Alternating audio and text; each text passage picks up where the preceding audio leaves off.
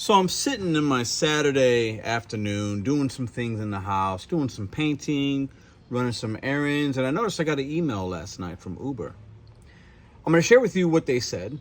I'm going to tell you exactly what happened, and hopefully this can be a reminder of what you should do if this happens to you on the Uber app.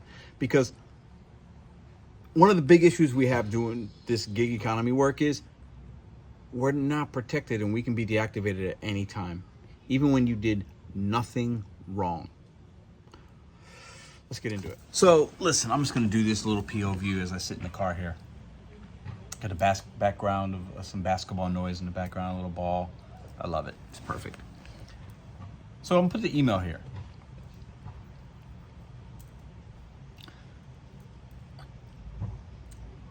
Got a report that something wasn't delivered. Never done that in my life on any app. Picked up an order and stole it. Never would. What's interesting though is, and I'm gonna put also my Uber earnings here in just a second. I haven't worked a lot on the app this week. I think $136 or some change. Haven't done a whole lot of orders. No rideshare. No nothing. Right. I know the exact order. I'm gonna tell you exactly what happened. I did a little looking into this, a little bit of research. Right.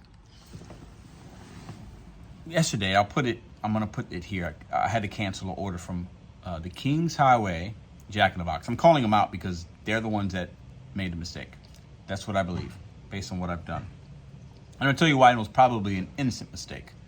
But I did miss a crucial step that the app does not require, but one that we should be doing when you're going to cancel orders. Anyways, I get there. It was like $10, a mile and a half. I'm like, oh, literally, I was driving by it as I got the order, and I busted a U and pulled right in. I get there. Oh, somebody already picked that up. So I give my usual, all right, are you sure? Yeah, somebody already picked that up. And I tell them, like I tell them all the time, oh, well, they probably didn't confirm it. They probably stole the order, and I just leave. No issues, no bad back and forth. Some merchants don't really, most merchants don't ask you to confirm the order. It is what it is. I think they should all, but it is what it is. Somebody stole the food. It happens. What we have to understand about these merchants is they have a dispatch system. And when there's issues, because I walked out, I just canceled it within the app. I didn't call Uber, and the point here is you should call. You should call Uber.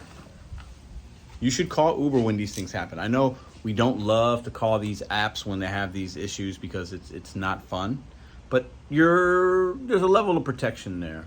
A level of there's something you can prove. I called, there's a record of it.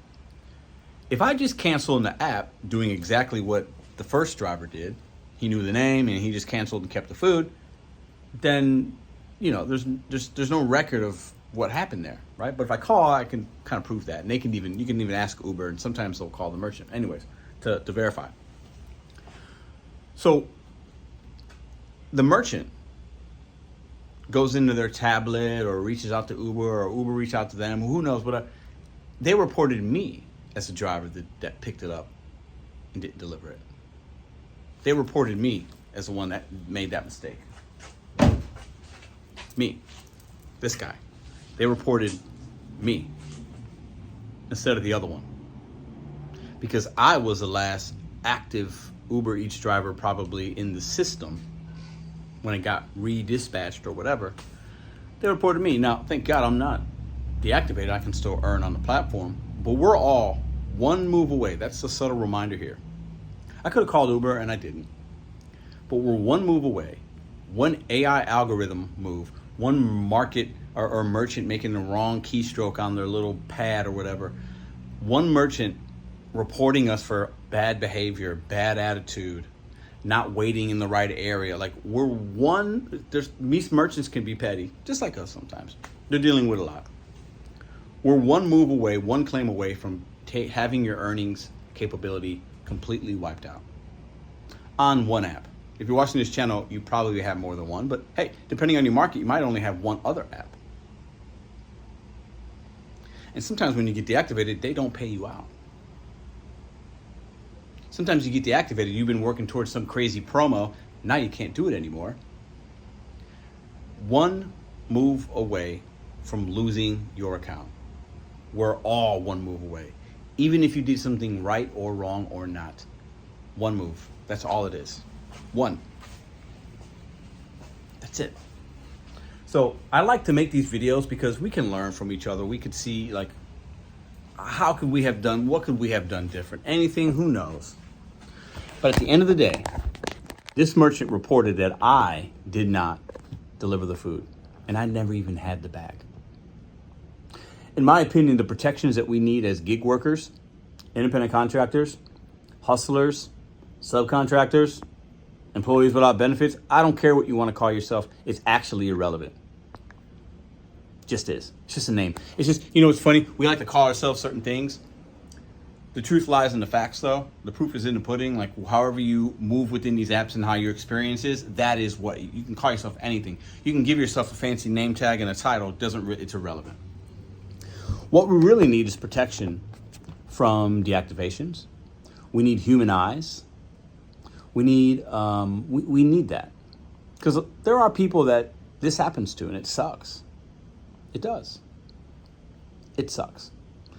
We need something where we could reach out to the app or another third party or whatever and say, hey, hold up.